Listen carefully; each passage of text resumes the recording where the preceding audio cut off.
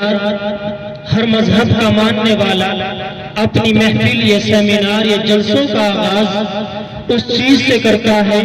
جو اس کے یہاں سب سے بابرکت، باعظمت اور شان و شوکت والی کتاب ہوتی ہے۔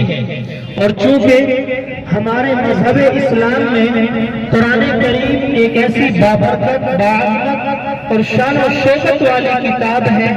جس کی ہر بات اعجاز خدائی کا شاہکار ہے، جس کی بلاغت بھی معجز، معانی بھی معجز اور تاثیر بھی ایسی معجز کہ دلوں کی دنیا بدل ڈالے، جس کے اندر وہ مقناطیس ہے جو دلوں کو کھینچتا ہے، جس کے اندر وہ راگ ہے جو اندر کی تاریکیوں کو منور کر دیتا ہے۔ پانی کا ہر قطرہ،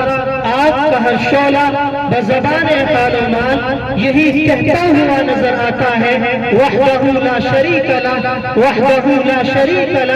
اور خود خلاق عالم نے اپنے قرآن کریم کے اندر ارشاد فرمایا، وَإِن مِّن شَيْءٍ إِلَّا يُسَبِّحُ بِحَمْدِهِ وَلَٰكِن لَّا تَفْقَهُونَ تَسْبِيحَهُ کہ اے لوگوں، ہم نے اس روئے زمین پر کوئی بھی چیز ایسی نہ بنائی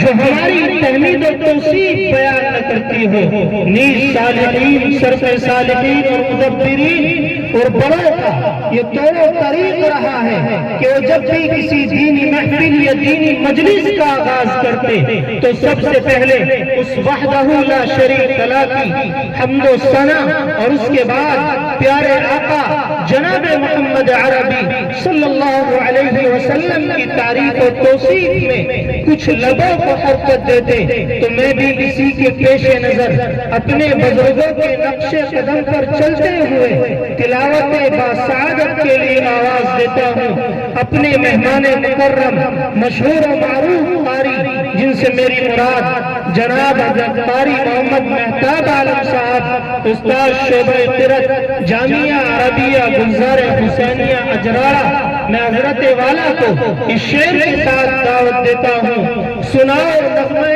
قرآن کہ ہم بیدار ہو جائیں، سناؤ نغمہ قرآن کہ ہم بیدار ہو جائیں، اندھیروں سے نکل کر صاحب انوار ہو جائیں۔ قاری صاحب تشریف لائیں۔